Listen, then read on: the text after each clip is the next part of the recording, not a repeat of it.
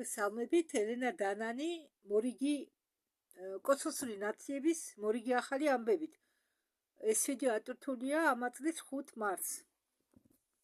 ანდრომედის თანავარსკვლავედი. მაგრამ ჯერ ვნახოთ, რა ხდება გალაქტიკა ნატაროში, სადაც თელმა იმპერიამ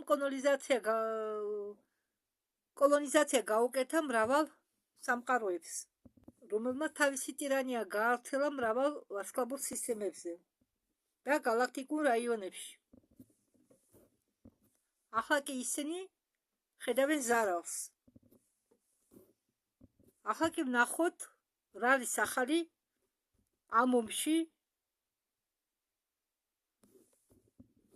ვნახოთ, რა ახალი ტექნოლოგიები ვრცელდება დედამიწაზე. მშობლიური სიქი ტუბანის რაიონში იმპერიის გაერთიანებულ ქვეყნებთან, პლანეტებთან გარშემორტყმულია და მათ მოჭრილი აქვთ უგანდასახევი გზა. გაერთიანებული ნატარუს ალიანსის ბჭყალებში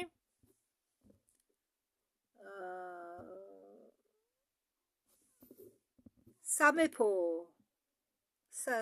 დედოფლების იმპერია არ აქვთ ესე იგი გამოსასვლელი.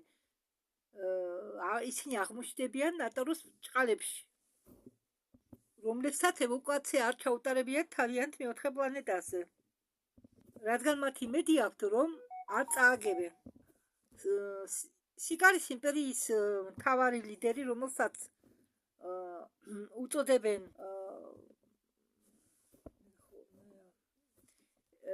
ვერხოვნაია ბელა კარალიევა, ესე იგი უმაღლესი თეთრი დედოფალი.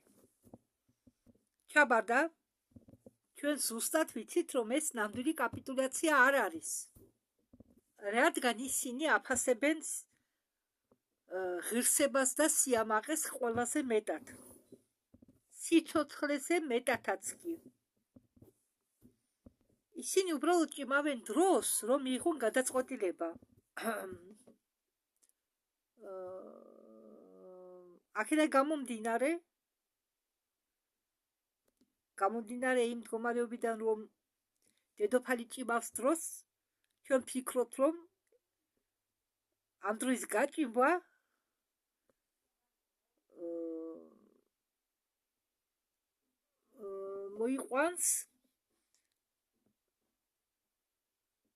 მოიტანს უпростоრად სხვერპლს ამ ბრძოლაში, ძალიან დიდ სხვერპლს ამ ბრძოლაში. ჩვენ წუხართ ამის გამო, მაგრამ მეც უეჭველად იქნება მათი ბოლო არჩევანი, სანამ ჩვენი საუკეთესო ჯარები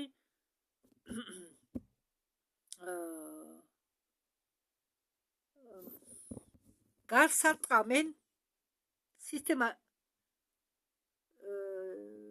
ტუბანს. ალიანსის ძალები არიან დაკავებული გალაქტიკის გაწმენდით. მიწიერი ალიანსის მიერ შეგროვილი მასალები სატურნის ძველ ქალაქებში იყო გამოგზავნილი დედამიწაზე კორპორაცია, გამოგზავნილი იქნა კორპორაციებში, რომლებიც თანამშრომლობენ ამერიკის სახელმთავრობასთან. აგრეთვე ეს მასალები ჩამოუტანეს სხვა მსოფლიო ორგანიზაციებსაც, მსოფლიოს სხვა ორგანიზაციებსაც უпростоრად, რადგან ეს ანტიგრავიტაციული მასალები ააშენებს დედამიწელების მომავალს. ყველაზე ესე იგი მეტი მიწები უბრუნდება ბუნებას და გამოიყენება საკვების მოსაპოვებლად. საცხოვრებელი სახლები კი იწევა მიწის ქვეშეთიდან ამ მასალების დახმარებით. ანტიგრავიტაციული სატრანსპორტო საშუალებები, რომლებიც მასიურად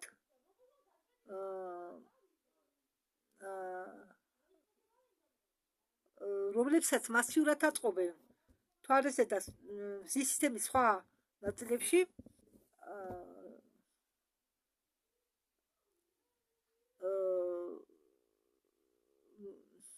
მიაწვდიან, ესე იგი ამას ყველაფერს აწვდიან მიწის ქვეშ განლაგებულ ქარხნებს და მალე ახლო მომავალში დაიწყება მათი გამოყენება. ეს აგრეთვე ეხება სამედიცინო ახალ ტექნოლოგიებს. მიწიერი ალიანსი გამოაშკარავებს კორუფციას, რომელიც ხელს უშლიდა ჩვენი კაცობრიობის განვითარებას. და ზოგი ადამიანი ასრულებს თავის მისიას ამ დედამიწაზე. ტყუილს ეხდება ფარდა რეპტილიების ნამდვილი საბანკო სისტემა დაინგრევა თავის მეპატრონეებთან ერთად. 2021 წელსო ამ პლანეტიდან, ესე იგი დედამიწიდან, იყვნენ გარიკილი სიქის, ანუ სიკარას იმპერიის წარმომადგენლები. ნუ კი ზოგი თავისით წავიდა, მაგრამ არიან კიდე რამდენიმე, ვინც იმალება მიწის ქვეშეთში. ამას მე ვამატებ. მათი შთამომავლობა კი ჰიბრიდები, რომლებიც იმყოფებიან ხელისუფლების სათავეში, ახლა იდევნებიან და მათზე ხდება გამარჯვება. როდესაც ზუსტად ახლა სიქური იმპერიის მეთაური იმყოფება გაშეშარებულ ბრძოლაში ნიტაროსთან. ის შედგება გაერთიანებული სამყაროების ფედერაციისგან და უფრო წვრილი ფედერაციებისგან. ანარქების ლეგენდარული იმპერიებიდან და სასტიკი ნეგამაკისაგან. სატურნზე მისიების შესრულება დაიწყო მის შემდეგ 21 წლის სექტემბერში. ამის შედეგად 21 წელს სექტემბერში დაუბრუნეს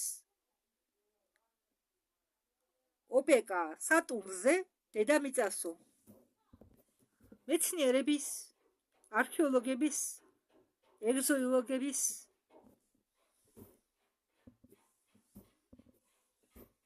მისია გაემგზავრა თანამგზავრ პატანაზე, სადაც მათ შესთავაზეს გაიშალათ ბანაკი.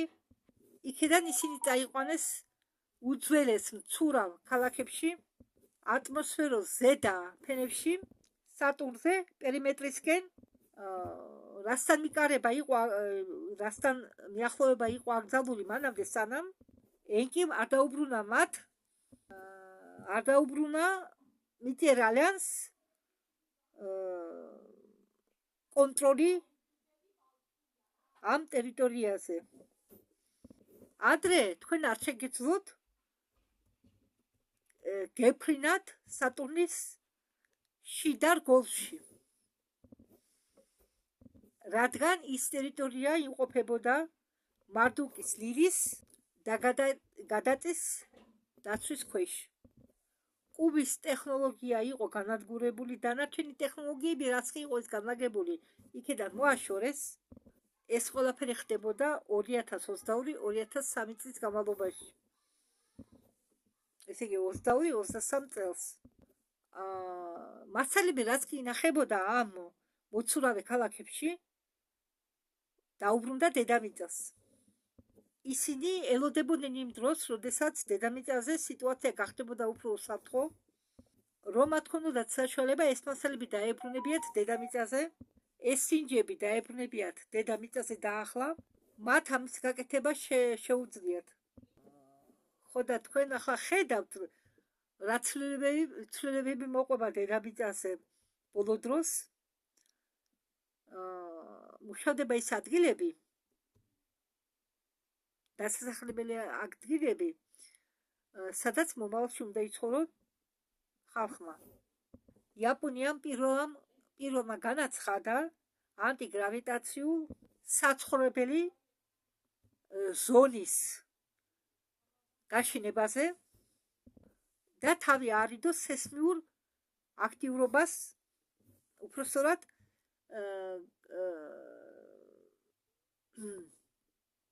გაუფრთხილდეს თავი არა, მაგერას უსითარგმანი, რომ მომავალში სეისმურმა აქტივობამ ისინი არ დააზარავოს და რაც ნიშნავს ეს ანტიგრავიტაციული ქალაქები. ადრე იყო ასე. ატმოსფეროში დაფრინავდა სპეციალურ პლატფორმებზე აშენებდნენ პლატფორმებში იყო ანტიგრავიტაციული ძრავები, რომელიც აძლევდა საშუალებას ამ პლატფორმებს ეფრინათ უხმაუროდ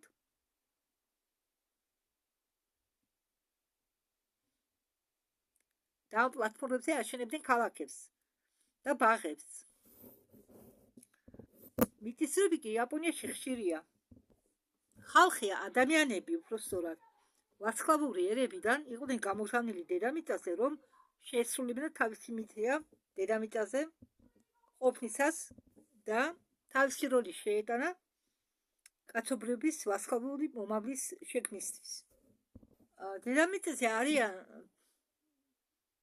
ბევრი ადამიანები, რომლებიც დისკრეტიზაციას ცდილობენ galaktikuri ფედერაციის დისკრეტიზაციას, ისე დამცირებას, როდესაც დედამიწა გახდება ფედერაციის წევრი, ის იქნება ხელოხლებელი. უბრალოდ ვერავინ ვერ გაბედავს, მის წინააღმდეგ წამოიწყოს ომი ან შეეცადოს დედამიწის ოკუპაცია. სანამ ჩვენ არ გავხდებით ოფიციალურად galaktikuri ფედერაციის წევრი, შეიძლება ნებისმიერი მოვიდესო და სთხოვოსო ადამიანებს ან გადაიბიროსო მათ ხარეს და სთხოვოსო მათ დახმარება, მათი არჩევა. და ნებისმიერი გზით მოიპოვოს ნებართვა ვითომ მოსახლეობისგან, რომ შემოიჭრას ჩვენ დედამიწაზე.